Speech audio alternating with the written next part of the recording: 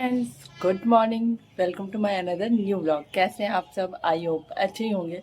तो फ्रेंड्स, कल तो अर्णव का बर्थडे भी बहुत अच्छे से मना। प्रभु अर्णव भी बहुत ही इंजॉय किए। एक्चुअली कल छुट्टी भी थी, रामनवमी थी, तो बहुत ही अच्छे से हवन पूजा पाठ भी हुआ।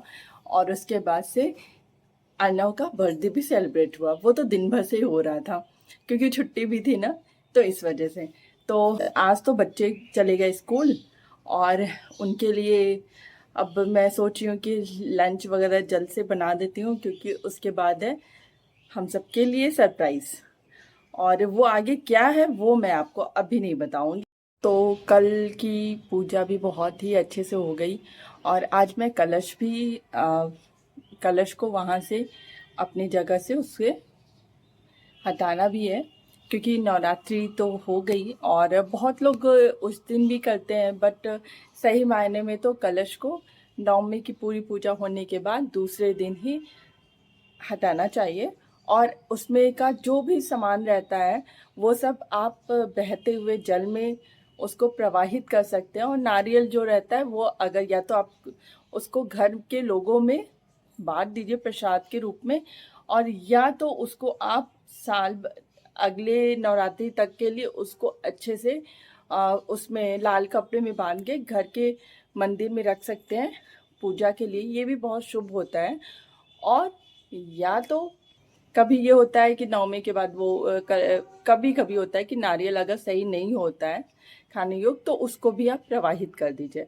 और उसमें जो सिक्का रहता है कलश के अंदर, उसको आप अपने लॉकर में रख सकते हैं। और जितने उसमें वस्तुएं हैं उन सबको आप फ्रेंड्स उसको बहते हुए पानी की धारा में किसी नदी वगैरह में उसको प्रवाहित कर देनी चाहिए। और जो उसके अंदर का जल है उसको अपने घर में चारों तरफ थोड़ा थोड़ा ऐसे छिड़क देना चाहिए। और उसके बाद से उससे जो पानी अगर बच भी जाता है जल, तो उसे आप गमले में डाल दीजिए।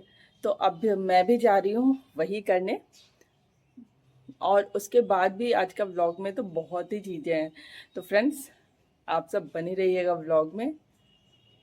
आज भी मैं पाठ तो हो गया है दुर्गा सप्तशी का पूरा, वो तो नवमी की सुबह ही हो जाता है। पर आज भी मैं पूजा आरती करूँगी, उसके बाद कलश को वहाँ से हटाऊँगी। तो फ्रेंड्स, आज भी मैं लाइव भी आऊँगी। और सबसे पहले आप सभी का बहुत बहुत धन्यवाद, क्योंकि मैं जब भी लाइव आई हूँ, मैं आरती पाठ करती थी तो मैं लाइव आ जाती थी कि और भी भक्तों को भी दर्शन हो जाए और बहुत लोग लाइव में आरती भी कर ले, माता रानी का पाठ भी सुन ले। और आप सबका इसलिए धन्यवाद कि बहुत से लोगों ने उसको सपोर्ट भी किया। बहुत से लोग उसको ज्वाइन भी होते हैं, उसमें होते थे। और आज भी मैं अभी आरती करने जा रही हूँ। तो आप सब प्लीज़ ज्वाइन होइएगा और प्लीज़ ऐसे ही सपोर्ट करते रहिएगा। फ्रेंड्स, वैसे तो नवरात्रि का जो कलश होती है यानी कि घट स्थापना, वो तो या महानवमी को और की पूजा करने के बाद और कन्या पूजन के बाद हटा सकते हैं, या तो दशमी तिथि को सुबह हटाना शुभ माना जाता है। और इस समय जो इस बार है उसमें 2026 में जो कलश विसर्जन है वो 27 मार्च को सुबह 10:06 के बाद यानी 28 मार्च को किया जा सकता है। और कलश को हिलाकर नारियल को प्रसाद के रूप में बांटे और जल को पवित्र स्थान पर छिड़के। फ्रेंड्स, एक बहुत ही ज़रूरी बात कि जब भी कलश का विसर्जन करना चाहिए वो या तो सुबह या दोपहर में करना चाहिए, सूर्यास्त के बाद नहीं करना चाहिए। और अगर यदि जो कलश है वो मिट्टी का है तो उसे जल में प्रवाहित करना उत्तम रहता है। और जो पीतल और तांबे का कलश होता है उसको साफ़ करके फिर से घर में रखा जा सकता है। और कलश के ऊपर जो नारियल आम का पत्ता होता है और जल को उसको घर में छिड़का जा सकता है। और या तो किसी भी या पवित्र नदी या पेड़ के नीचे रखा जा सकता है। और कलश को उठाने से पहले उसे 5 बार थोड़ा सा हिलाकर माँ दुर्गा से विदा लेने की प्रार्थना करना चाहिए। किसी को ये चीज़ें नहीं पता होती है, वही होता है कि जैसे भी पता चल जाता है तो अच्छा लगता है, किसी भी माध्यम से पता चल जाए। अभी फ़िलहाल मैं जो कलश का जल है उसको घर में चारों तरफ छिड़कूँगी, जिससे कि घर पवित्र हो जाए, शुद्ध हो जाए। और फ्रेंड्स, कलश हटाने के बाद उस स्थान पर पोछा लगाकर थोड़ा पवित्र जल छिड़क देना चाहिए। तो अभी मैं घर के हर कोने में जाके ये जल छिड़कती हूँ।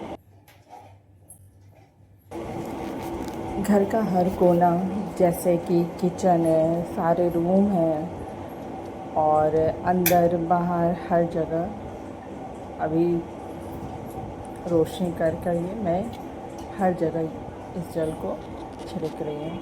फ्रेंड्स, क्या होता है ना कि जब भी इस तरह से पूजा पाठ होता है ना, तो फिर खुद ही से लगता है कि कहीं कुछ मिस ना हो जाए, जैसे कुछ भूल ना जाए, हम कहाँ कैसे करना है कैसे नहीं करना है, कहीं भूल ना हो जाए। तो मैं तो यही कहूँगी, मैं भी ऐसे करती हूँ कि फ्रेंड्स, आप पूजा कर रहे हैं, श्रद्धा कर रहे हैं, तो आप भगवान सब जानता है, बस आप पूजा संपन्न होने के बाद भगवान से माफ़ी मांग लीजिए कि अगर कोई भूल हो गई हो तो वो क्षमा करे।